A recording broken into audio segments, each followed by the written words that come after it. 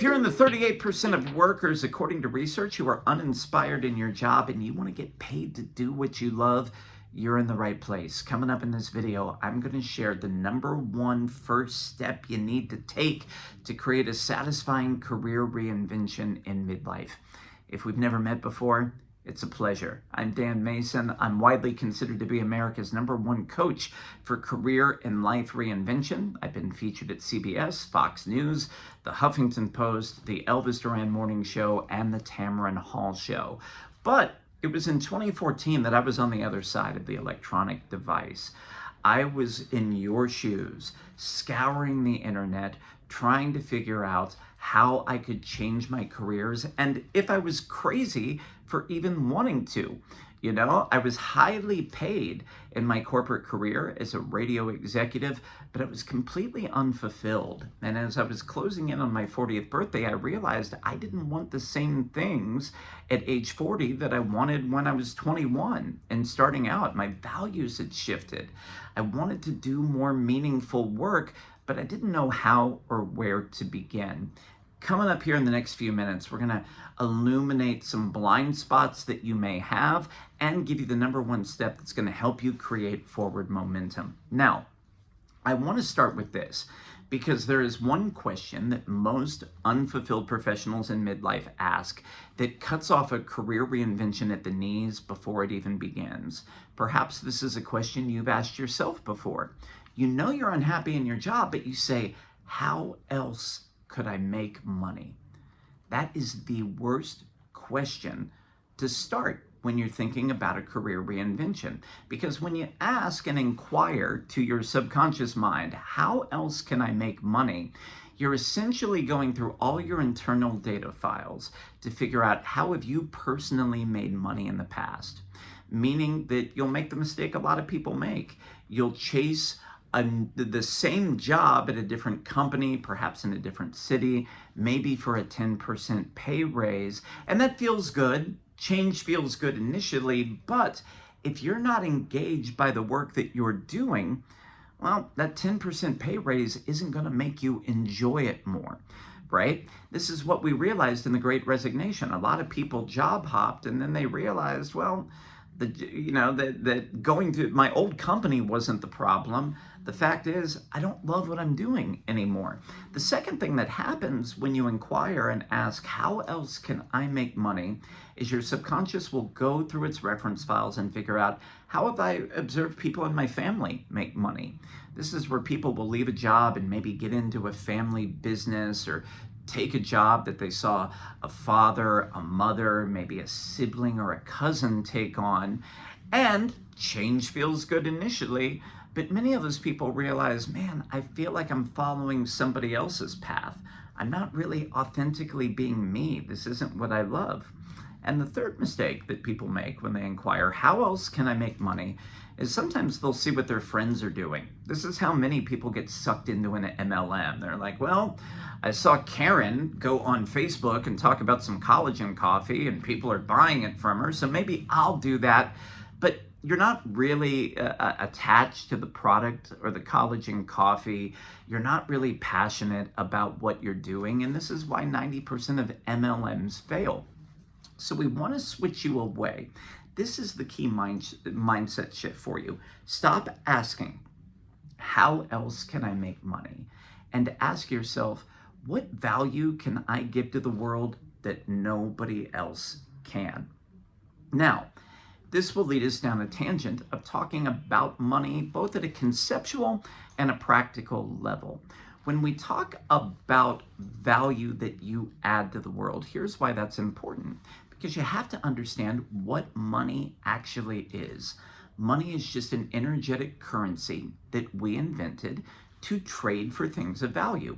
150 years ago, you wouldn't be watching me on YouTube, but you might have sought me out in the village for my wisdom or to help you solve a problem in your life. And the way you would have paid me was to give me 2 of your cows. And I would take your 2 cows and I would milk them and then take that milk and give it to the seamstress, across the village who would sew my clothes, right? We would just determine what the value is for the services being offered, and then we would figure out a fair barter for that. Well, taking around chickens and cows and goats, that was really difficult. And that became very arduous after a while, which is why we invented money. So the key to solving a money issue in a career reinvention is to ask, what is the value that I can give to the world that nobody else can? And the mistake within this question for many people is they focus on their skill set. This is where they'll recite to me their resume. They'll say, Dan, I'm great at spreadsheets. I'm great at presenting. I'm a good salesperson. I can go in and close the deal. And all those things might be true. But the question I want you to ask yourself as you start reciting your skill set to me is, do I actually love those things? Skills are just the things that we've rehearsed over time that we can deliver at a high level. When I was working in radio operations, I could take the weekly ratings report and dissect that info 100 ways. And even if the ratings on our radio station sucked, I could find one piece of data that looked good, type it up into a report and send it to the sales staff so they could go out and sell commercial time. People love those reports that I wrote. My bosses praised me for it. Man, Dan is so great at analyzing data. But the challenge was when it was time to write the report every week, I was on my phone setting my fantasy football team. I was scrolling ESPN. I was doing anything other than writing the report because I hated doing it. So skill set is not always the best place to start in your career reinvention and thinking about the value that you offer. I want to switch you to thinking about your gifts. What are the things that come easy to you? And perhaps they're so easy that you don't even know that it's a gift, which is why we call these things a gift, by the way. What are the things that come easy to you that light you up and make you feel alive when you're doing it? Other people praise you for it, they acknowledge it, they love these things about you, but you feel so connected to yourself. You can be in a flow state where maybe you're working for 3 hours and it flies by and feels like 30 minutes. This is where we're going to start to unlock your next level in your career. So what is the value that I offer? What are my gifts that I'm totally engaged in when I'm in the process of doing the work? What are the things that I notice people come to me for? What are the problems people ask me to help them solve? What are the things I know a little more about than the average person? My dear friend Patrick Hines, who I went to college with, he's been on my podcast before. This is somebody that just knew more about true crime. He was obsessed with it than anybody else, and he happened to be a very flamboyant gay man at a time when there weren't a lot of gay voices in the true crime podcast space. And he's turned that into an empire that has made him infinitely more money than when he was working in hospitality in New York City, right? So these are things that you might not even realize that are gifts to you or passions, and you might not consider them a revenue source because nobody has paid you for it up until now. But this is where we want to keep you from just repeating the past and creating your reinvention.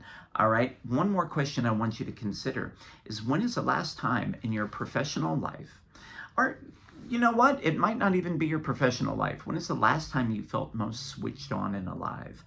What were you doing? And more importantly, who were you being in those moments? Were you being creative? Were you being a showman or showwoman? Were you front and center in front of a large crowd? Were you being empathetic or connected? Who were you being? Were you being a community builder in those moments? We want to start to think a little bit more abstract. Again, not just the skills that are on your resume, but get you thinking about, what are my gifts? Who am I being when I'm at my best? And what are the things that make me feel most switched on and alive? This is a way better place to start from than how can I make money, right? That question will keep you repeating the past. These questions I'm giving you here, these prompts, are going to help you build a vision for the future. All right. In the meantime, I want you to go to the comment box, share your questions, share your aha moments, share your breakthroughs, and be sure to click like. Click the subscribe button, because coming up in the second video, we're going to talk about how do you build a new vision for the future.